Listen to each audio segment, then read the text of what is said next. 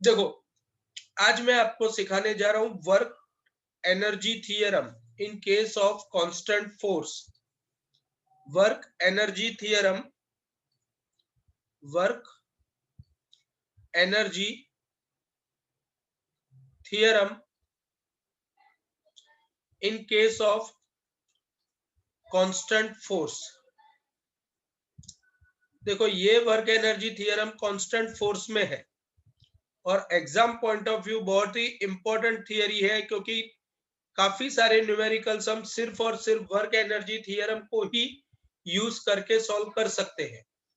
इतना याद रखो कि हमने जो हमने थर्ड, फोर्थ और फिफ्थ चैप्टर में जो भी न्यूमेरिकल सॉल्व किए हैं, वो सारे के सारे न्यूमेरिकल्स आप वर्क एनर्जी थियरम खाली एक ही एप्लीकेशन से सॉल्व कर सकते हो। मतलब कितना अच्छा लॉ होगा ये। देखो, यहाँ पर वर्क एनर्जी थियरम का पहले तो स्टेटमेंट क्या है। वर्क एनर्जी थियरम का स्टेटमेंट कुछ ऐसा है, यहां पर ध्यान से समझना कि इन case of absence of resistive forces, in case of absence of resistive forces, change in kinetic energy of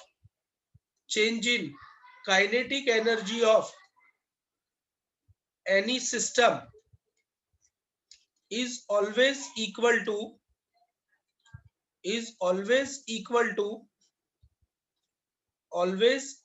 to work done on the system. Actually, this is statement of work energy theorem.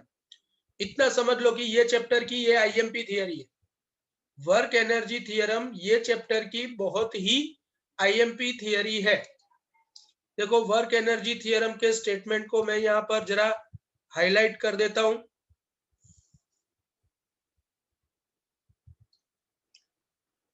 In case of absence of resistive forces, change in kinetic energy of any system is always equal to work done on the system.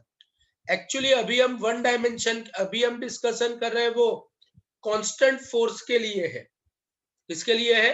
Constant force के लिए है। देखो, यहां पर मेरी बात ध्यान से समझना। अगर मैं कांस्टेंट फोर्स को डिस्कस कर रहा हूं, आपको पता है कि फोर्स इज कांस्टेंट। अगर फोर्स कांस्टेंट है तो इसका मतलब तो ये हुआ कि mass into acceleration is also constant. Mass into acceleration, force equal to mass into acceleration. तो फोर्स कांस्टेंट है तो मास इंटू एक्सेलरेशन भी कांस्टेंट होगा। If mass of system is constant, if mass of system is also constant, then what happen? If mass of system is also constant, then acceleration a is also constant. अगर मास भी change नहीं होगा तो acceleration constant होगा। और अगर acceleration constant है तो आप सबको पता है कि हम v square minus v zero square equal to 2ad वाला फॉर्मूला यूज कर सकते हैं। For constantly accelerated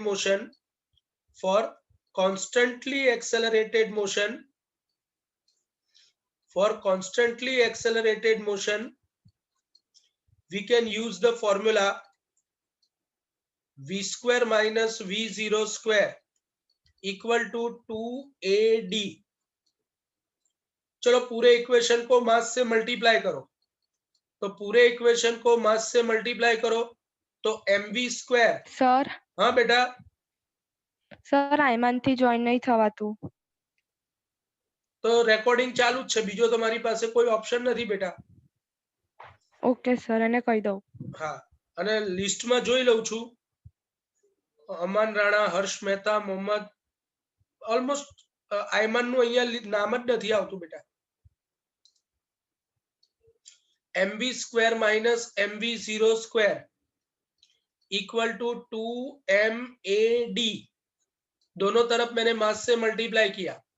अब एक काम करो, इक्वेशन को हाफ से मल्टीप्लाई करो, तो half mv square minus half mv0 square is equal to half into 2MAD, but 2 तो चला गया। Half mv square if initial and final velocity of particle or velocity of system, initial and final velocity of system is v0 and v respectively, in this particular case, can I say that final kinetic energy equal to half mv square, initial kinetic energy equal to half mv0 square. Initial final kinetic energy को k से और initial kinetic energy को k0 से अगर मैं define करता हूं, और ये वैल्यूज सारी इक्वेशन 1 के अंदर अगर मैं सब्स्टिट्यूट करता हूं, सारी वैल्यूज में इक्वेशन 1 के अंदर अगर मैं सब्स्टिट्यूट करता हूं, ये इक्वेशन 1 बोल देता हूं। अगर ये इक्वेशन 1 है और ये जो वैल्यूज मैंने इनिशियल काइनेटिक एनर्जी और फाइनल काइनेटिक एनर्जी की ऑब्टेन की, वो इक्वेशन 1 में सब्स्टिट्यूट करता हूं, तो क्या होगा? फ्रॉम इक्वेशन 1 देखो, हाफ mv स्क्वायर मतलब final kinetic energy K, minus half mv0 square मतलब final initial kinetic energy K 0, equal to ma into d मतलब force into displacement, and force into displacement equal to work, तो work done is equal to change in kinetic energy. Yes और no? Yes, sir. Work done is equal to change in kinetic energy. Kinetic energy. This is said to be equation number 2, and this particular equation number 2 is said to be here, equation 2 is called as equation 2, sorry,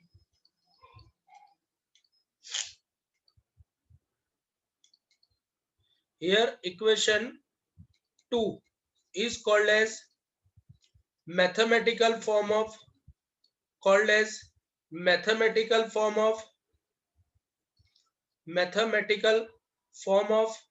work energy theorem,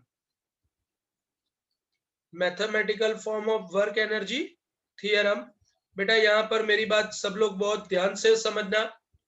ये जो work energy theorem obtain किया ना, ये work energy theorem के अंदर सबसे important बात ये है, in absence of resistive force, ये वर्ड खास याद रखना, in absence of resistive force मतलब जो न्यूमेरिकल के अंदर फ्रिक्शन नहीं दिया है, ऐसे टाइप का friction one kind of resistive force है, और अगर कोई जगह पर आपको फ्रिक्शन या ऐसा कोई भी रेजिस्टिव फोर्स नहीं दिया है, तभी आप वर्क एनर्जी थियरम यूज कर सकते हो। वर्क एनर्जी थियरम यूज करने का फंडामेंटल क्या है कि एब्सेंस ऑफ रेजिस्टिव फोर्स होना चाहिए। मेरी बात यहाँ पर ध्यान से समझना, और जो डेफिनेशन मैं अभी लिख रहा हूं, वो डेफिनेशन को कोई भी जगह पर अच्छे से याद रखना। सबसे पहले तो मुझे ये आपको बताना है कि एक इंपॉर्टेंट डेफिनेशन जिसका नाम है कंजर्वेटिव फोर्स फील्ड,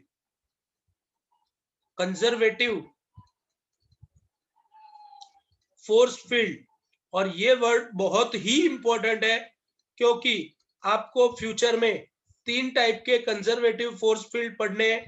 एक है ग्रेविटेशनल फील्ड, दूसरा है मैग्नेटिक फील्ड, और तीसरा है इलेक्ट्रिक फील्ड।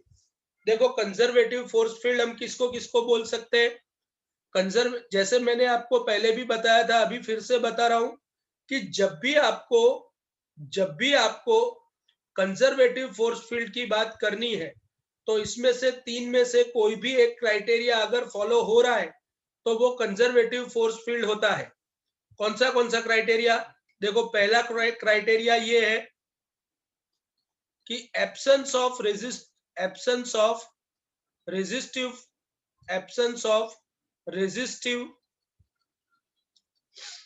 फोर्स है, मतलब फ्रिक्शन जैसे फोर्सेस एब्सेंट है। In that particular case, you can say that is conservative force field. Absence of resistive force होता है, then given force is said to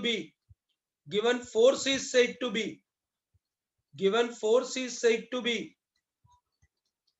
conservative field और conservative force होने की सबसे पहली कंडीशन क्या है कि रेजिस्टिव फोर्स एब्सेंट होना चाहिए। रेजिस्टिव फोर्स कैसा होना चाहिए? एब्सेंट होना चाहिए। इसका मतलब ये हुआ कि टेक्निकली वर्क एनर्जी थियरम आप कब यूज कर सकते हो? तो work energy theorem can only be applicable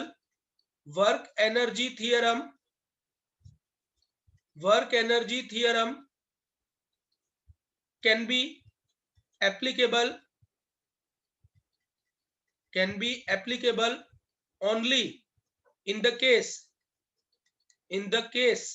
of conservative force system. अगर बेटा आपको क्वेश्चन में ऐसा बोला गया है, कैसा? अगर आपको क्वेश्चन में ऐसा बोला गया है कि भाई ये सिस्टम के अंदर फ्रिक्शनल फोर्स नहीं लगता है, या ऐसा बोला गया है कि बॉडी इज मूविंग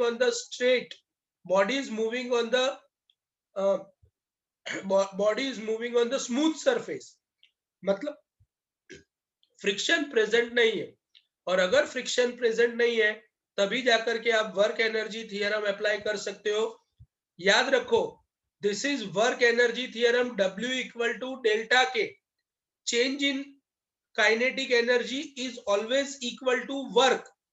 लेकिन मेरी बात समझो, फ्यूचर में आपको generalize form of work energy theorem पढ़ने में आएगा। Generalize form of work energy theorem क्या होगा कि जिसके अंदर अगर रेजिस्टिव फोर्सेस है तो भी वर्क एनर्जी थियरम यूज करना है तो कैसे किया जा सकता है, वो फ्यूचर में आएगा। लेकिन अभी हमने जो वर्क एनर्जी थियरम पढ़ा है वो W equal to change in kinetic energy जितना है, work done on the system is always equal to change in kinetic energy, and this is said to be work energy theorem. Work energy theorem का दूसरा feature क्या है? आपको पता कैसे चलेगा कि यहाँ पर वर्क एनर्जी थियरम यूज करना है? तो पहले तो आपने चेक कर लिया कि भाई रेजिस्टिव फोर्स प्रेजेंट नहीं है तो वो कंजर्वेटिव फोर्स फील्ड है। अगर कंजर्वेटिव फोर्स फील्ड है ना, तो वहां पर दूसरा फीचर क्या होता है? दूसरा फीचर ये होता है कि इन case of conservative force field, in case of conservative force field,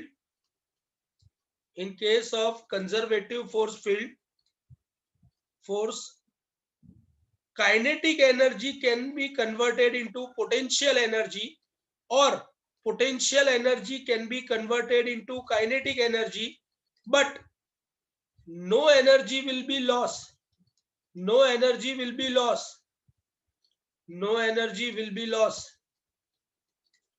in form of heat or any another form. Then also it is said to be conservative force field. और तीसरा, देखो मेरी बात समझो, अभी मैं इसको नहीं समझाऊंगा, ये पॉइंट को जब वक्त आएगा तब समझाऊंगा। और तीसरा इसका तीसरा फीचर है कि work done to move any object from one point to another does not dependent on path, does not dependent on path, does not depend on path, but it is only dependent on, it is only dependent on, only depend on its initial and final position, initial and final position only, final position only। ये तीन, देखो बेटा, आपको अगर conservative force field है ऐसा पता चल गया, तो कंजर्वेटिव फोर्स फील्ड है ऐसा पता चल जाने के बाद आप वहां पर ये दो फीचर्स का इजीली यूज कर सकते हो कि कंजर्वेटिव फोर्स, जैसे थर्ड पॉइंट को मैं डिस्कस करता हूं, तो थर्ड पॉइंट में कंसीडर करो कि अगर ग्रेविटेशनल फील्ड है, हमको पता है कि अर्थ का ये ग्रेविटेशनल फील्ड है जो मैं एक्स वाई डायरेक्शन से रिप्रेजेंट कर रहा हूं। अगर यहाँ पर पार्टिकल को मैं कोई भी पाथ से लेकर के, ये पॉइंट उसका इनिशियल है ए और ये इसका फाइनल पॉइंट है बी, अगर मैं कोई भी ऑब्जेक्ट को ए से बी ले जाता हूं, अगर ये कंजर्वेटिव फोर्स फील्ड है तो आप इसको अलग अलग तीन रास्ते से ले जाओ, अलग अलग इसको मैं तीन रास्ते से ए से बी तक ले गया। ए से बी तक ले जाने के लिए मैंने तीन पाथ अलग अलग सिलेक्ट किए हैं, path number 1, path number 2 and path number 3। आप देख सकते हो कि तीनों पाथ में इनिशियल पॉइंट और फाइनल पॉइंट सेम है कि अलग अलग है? सेम है। सेम है।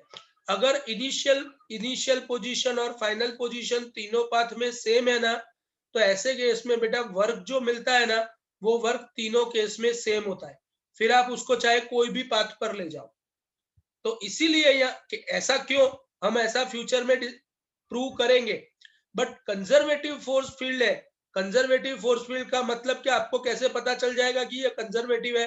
तो अभी तो टेम्पररीली इतना याद रखो कि अगर कोई फ्रिक्शनलेस सरफेस दिया है, मतलब फ्रिक्शन एब्सेंट है, तो ऐसे केस में फ्रिक्शन अगर एब्सेंट है तो ऐसे केस में आप एब्सेंस ऑफ रेजिस्टिव फोर्स बोल सकते हो, और अगर एब्सेंस ऑफ रेजिस्टिव फोर्स है तो वो कंजर्वेटिव फोर्स फील्ड है। और कंजर्वेटिव फोर्स फील्ड है तो ऐसे केस में आप काइनेटिक एनर्जी को सिर्फ पोटेंशियल एनर्जी में, या पोटेंशियल एनर्जी को सिर्फ काइनेटिक एनर्जी में कन्वर्ट किया जा सकता है, वहां पर दूसरे कोई भी फॉर्म में एनर्जी का लॉस नहीं होता है। मतलब total mechanical energy of the system should be constant, total mechanical energy of system should be constant, system should be constant. Total mechanical energy का मतलब क्या होता है? टोटल मैकेनिकल एनर्जी का मतलब होता है total mechanical energy E equal to sum of kinetic energy and potential energy. मतलब अगर कंजर्वेटिव फोर्स फील्ड है तो काइनेटिक एनर्जी का सिर्फ पोटेंशियल में कन्वर्ट होगा, या पोटेंशियल का सिर्फ काइनेटिक में कन्वर्ट होगा, बट दोनों का सम ऑलवेज कांस्टेंट ही रहेगा। जैसे कंसीडर करो कि टोटल मैकेनिकल एनर्जी 10 जूल है, इसमें पोटेंशियल एनर्जी 2 जूल है और काइनेटिक एनर्जी 8 जूल है। अब कोई प्रोसेस मैंने किया, ये प्रोसेस करने से पोटेंशियल एनर्जी 7 जूल हो गई, तो काइनेटिक एनर्जी चेंज होकर के 3 जूल हो जाएगी, बट अल्टीमेटली यहाँ पर काइनेटिक का पोटेंशियल में कन्वर्जन हुआ है। इसी वजह से पोटेंशियल से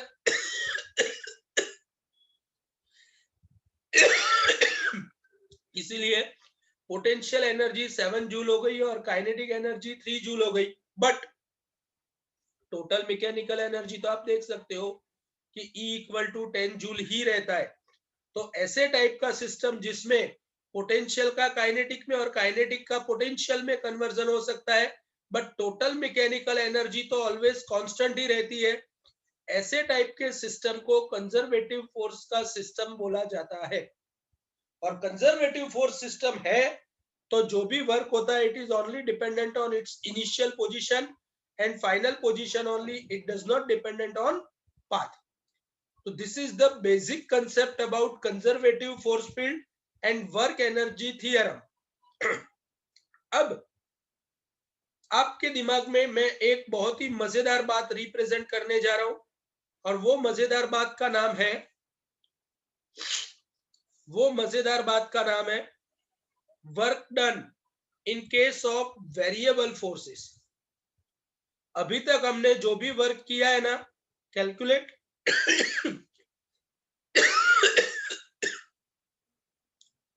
अभी तक जो मैंने वर्क कैलकुलेट किया है तो वो वर्क मैंने सिर्फ और सिर्फ कांस्टेंट फोर्स के केस में किया है। अब मैं यहां पर डिस्कशन करने जा रहा हूं। Question is like this way. ये क्वेश्चन बोर्ड एग्जाम में नहीं आएगा, लेकिन ये एग्जाम थियरी पार्ट को समझने के लिए बहुत ही इंपॉर्टेंट है। Question is like this way, explain work done, explain work done in case of variable forces. और ये जो मैं पढ़ाने जा रहा हूं बेटा, ये आपको जो भी मैं पढ़ा रहा हूं, ये work done in case of variable force वाला topic, work done in case of variable force वाला टॉपिक के बेस पर आपको बहुत सारे कैलकुलेशन करने होंगे। देखो, फोर्स वेक्टर क्वांटिटी है या स्केलर क्वांटिटी है?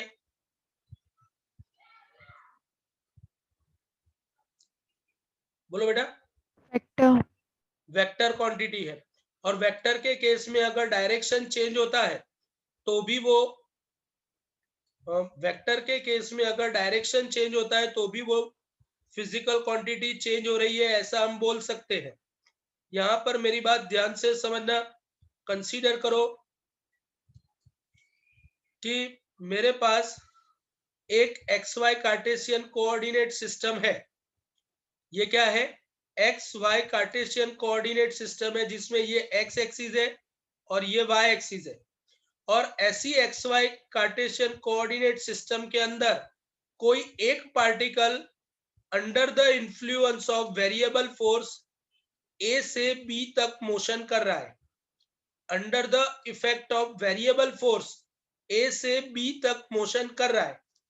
अब मैं यहां पर कैसे कैलकुलेट करूं, मेरी बात ध्यान से समझो बेटा।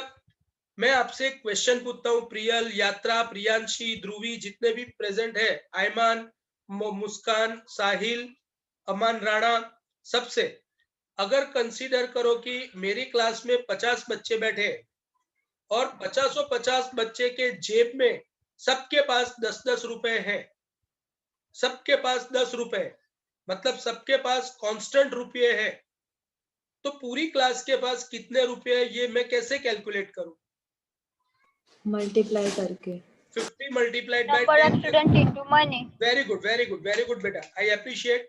कहने का मतलब मेरा इतना ही है कि मैं यहाँ पर अगर सबके लिए कैलकुलेशन करने जाऊं तो मुझे 50 मल्टीप्लाई बाय 10 करना पड़ेगा।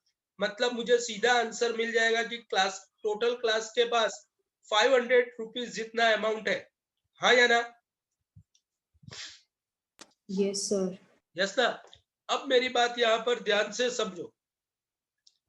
अब ऐसा कंसीडर करो कि पूरी, मतलब यहाँ पर सबके पास कांस्टेंट रुपये थे, इसलिए मैंने रुपया मल्टीप्लाई पैसे या amount possess by each student को multiply by number of student कर दिया, तो ऑटोमेटिकली मुझे सबके पास कितने रुपये हैं वो मिल गया। सेम वे अगर फोर्स कांस्टेंट है तो ऐसे केस में मैं फोर्स और डिस्प्लेसमेंट का सिंपल प्रोडक्ट कर दूं तो मुझे वर्क मिल जाएगा कि नहीं मिल जाएगा? वर्क कैलकुलेट करना था, हमने कांस्टेंट फोर्स वाला केस लिया, तो फोर्स और डिस्प्लेसमेंट का सिंपल डॉट प्रोडक्ट करने से मुझे वर्क मिल गया। लेकिन अगर कंसीडर करो कि अगर क्लास में जितने भी स्टूडेंट्स हैं वो सब स्टूडेंट के पास अनइवन अमाउंट है, किसी के पास 5 रुपए है, किसी के पास 100 रुपए है, किसी के पास 25 रुपए है, किसी के पास 50 रुपए, किसी के पास 2 रुपए, किसी के पास है भी नहीं।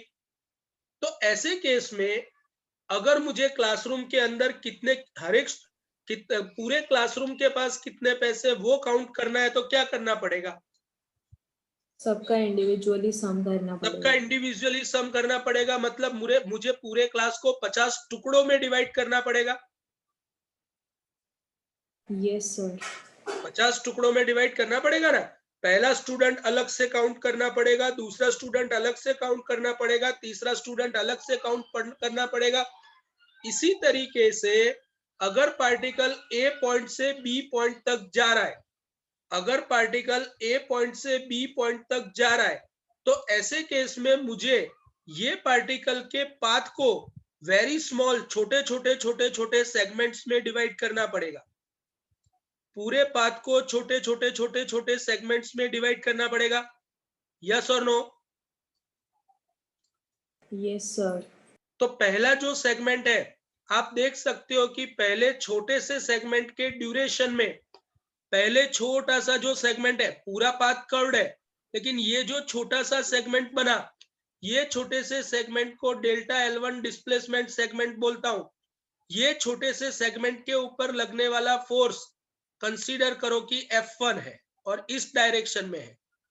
दूसरे छोटे से सेगमेंट के लिए डिस्प्लेसमेंट डेल्टा L2 है और उसके ऊपर लगने वाला फोर्स F2 है। इसी तरीके से आगे बढ़ते बढ़ते बढ़ते बढ़ते मैं लास्ट सेगमेंट पर आया।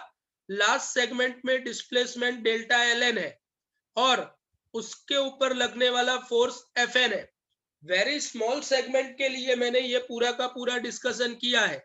हर एक छोटे छोटे सेगमेंट पे लगने वाले फोर्सेस को इंडिपेंडेंटली दिखाया है। तो अब क्या होगा, मेरी बात समझो। To evaluate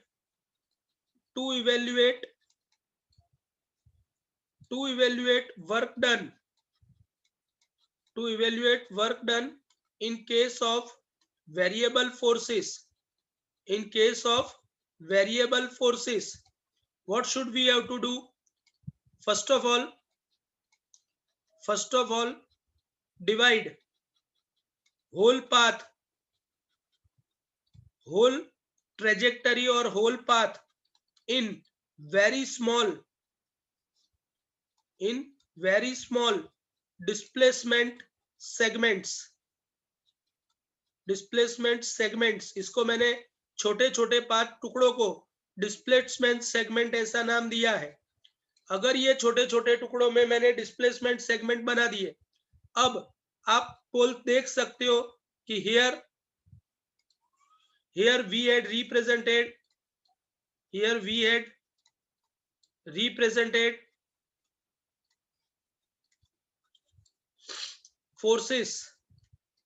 force act on each small segment। हर एक सेगमेंट के ऊपर लगने वाला फोर्स भी मैंने यहाँ पर रिप्रेजेंट कर दिया है। तो ऐसे केस में सबसे पहले मैं कैलकुलेट करता हूं, बेटा पूरा पाथ भले कर्व्ड है, लेकिन छोटा सा टुकड़ा जो मैंने सिलेक्ट किया ना, वो छोटा सा टुकड़ा कर्व नहीं है, वो तो स्ट्रेट लाइन है। तो छोटे से टुकड़े के लिए आपको F1 भी पता है, डिस्प्लेसमेंट भी पता है। तो मैंने क्या किया, अब मैं करता हूं work done for very small displacement delta L1। अगर very small displacement delta L1 के लिए वर्क कैलकुलेट करता हूं, तो that is said to be delta W1 equal to, can I say that it is F1 dot delta L1। Force और displacement का dot product मतलब work.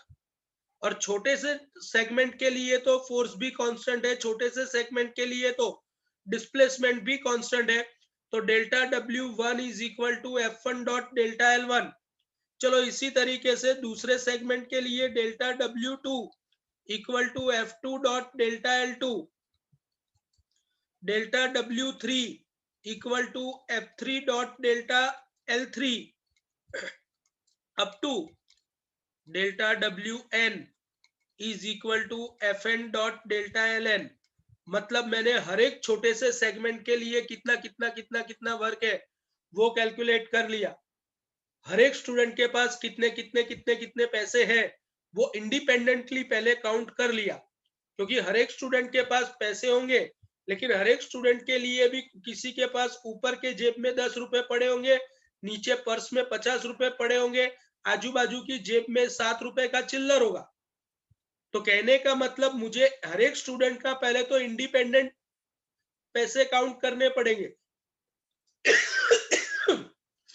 Similarly मैंने यहाँ पर हर एक स्मॉल हर एक स्मॉल डिस्प्लेसमेंट के लिए वर्क कैलकुलेट किया। अब टोटल वर्क करना है तो क्या करना पड़ेगा? टोटल वर्क काउंट करना है तो क्या करना पड़ेगा प्रियल?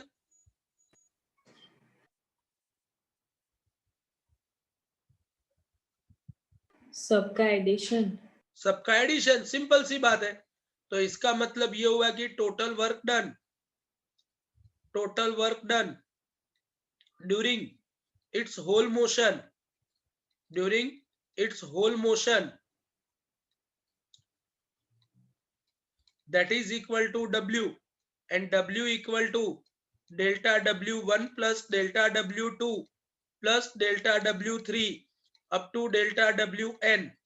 तो इसका मतलब तो ये हुआ कि total work done is equal to F1 dot delta L1 plus F2 dot delta L2 plus up to Fn dot delta Ln। तो इसको मैं मैथ्स की लैंग्वेज में लिखने जाऊं तो W equal to sigma I equal to 1 to n Fi dot delta Li लिख सकता हूं, हाँ या ना? Yes sir. अच्छा, अब आपको याद होगा कि जैसे मैंने डिफरेंशिएशन पढ़ाते वक्त ऐसा बोला था कि अगर मैं डिस्प्लेसमेंट को बहुत ही छोटा ले लेता हूं, टाइम इंटरवल को बहुत छोटा ले लेता हूं, तो ऐसे केस में वो जो पर्टिकुलर डिवीजन था dv by dt dx by dt, वो जो डिवीजन था वो डिफरेंशिएशन में कन्वर्ट होता था। तो यहां पर मल्टीप्लीकेशन है तो ये किस में कन्वर्ट होगा? इंटीग्रेशन में कन्वर्ट होगा। कहने का मतलब मेरा इतना ही है कि if we take limit delta L tends to zero then delta L is said to be DL। और अगर वो DL में कन्वर्ट हो जाएगा तो यहां पर आपको वर्क फाइंड करने के लिए कोई लंबी प्रोसीजर में, ऐसी लंबी प्रोसीजर में जाने की जरूरत नहीं है। Work done is equal to integration A to B F dot DL। बेटा ये जो प्रोसेस मैंने आपको लेफ्ट हैंड साइड पे बताई, इसी का ये दूसरा फॉर्म है। और ये कैसे किया जाता है वो मैं यहाँ पर अभी डिस्कस नहीं करता हूं। आज ये लेक्चर यहाँ पर कंप्लीट करता हूं, 2 मिनट की देर है। बट अल्टीमेटली मेरा कहने का मतलब इतना है कि work done is equal to integration A to B F dot DL। अगर आप फोर्स और डिस्प्लेसमेंट का डॉट प्रोडक्ट करके उसका इंटीग्रेशन करोगे तो आपको टोटल वर्क मिलेगा इन case of variable force. Friends, काफी सारे लोग ऐसा बोलेंगे कि नहीं ना, वैसे तो मैंने आपको इंटीग्रेशन का बेसिक कंसेप्ट इसी फॉर्मेट में पहले समझाया है। फिर भी अगर किसी को डाउट है तो सैटरडे संडे वाले हमारे ऑफलाइन क्लासेस के अंदर आप मेरे से पूछ सकते हो कि ये हमको फिर से एक छोटा सा कंसेप्ट समझा दो, तो मैं आपको समझा दूंगा। But this is said to be explanation of work done in case of variable force. इसके हम 1-2 क्वेश्चन सॉल्व करेंगे तो भी ऑटोमेटिकली आपको पता चलेगा कि ये क्या है। मैं 10 मिनट के अंदर कन्वर्ट हो जाने के बाद ये वीडियो हमारे व्हाट्सएप ग्रुप में सेंड करता हूं। Thank you very much. Bye sir. Bye.